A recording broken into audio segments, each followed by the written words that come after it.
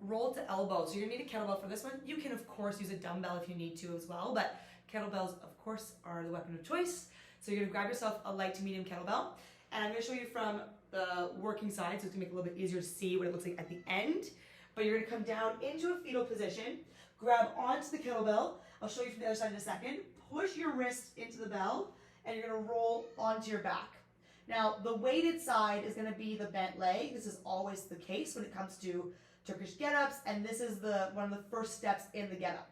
From there, you're gonna press the kettlebell up towards the ceiling, straight up towards the sky, and then you're gonna keep that foot pushed down. Now, you wanna keep your long leg and your long arm in the same angle, and you're going to push off of your foot, rolling over toward that elbow. So you want to be mindful that you're not, rolling up towards the sky, because that's not going to be the right positioning in. You want to think about rolling over onto your hip and onto your shoulder and onto the elbow as the ending position. Your knee can drop a little bit as you come up, as long as when you set in your position, you keep that knee nice and wide again. Now, as always in a movement like this, you want to keep your eyes on the kettlebell. After all, it's a thing that could fall on your face, right? So you want to be mindful of that. And then you're going to push away from this elbow, so you're not letting yourself collapse in. You're going to push away from the elbow to slowly roll down onto the shoulder and then down again onto your back.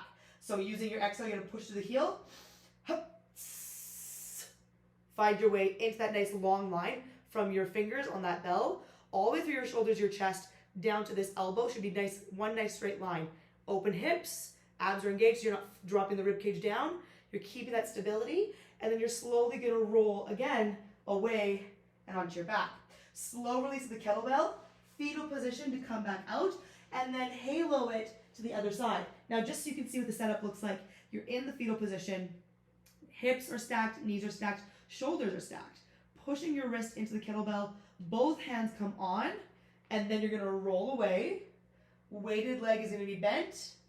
Weighted side is gonna come up towards the ceiling in a moment. Hand and leg are in a nice long line.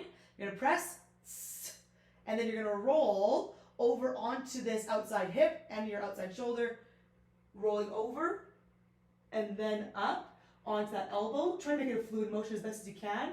Inhale, come back down. Exhale, come back up. Nice big open chest while you're here. Lats are engaged. And then slow release back down. Let the elbow come down towards the rib cage. Both hands on. Fetal position. And you're out. That is the first step of the Turkish get-up. Finding your way to your elbow and finding that lat stability. I'll always remind you in a movement like this, it's your lats that are stabilizing the kettlebell and your body weight. So you have to make sure that you really pull those shoulders down, open up to the chest, and at no point let your shoulders crunch up, because now this muscle, the big beautiful lat, is disengaged and lengthened. So make sure you condense, pull the shoulders down to the rib cage, and hold on.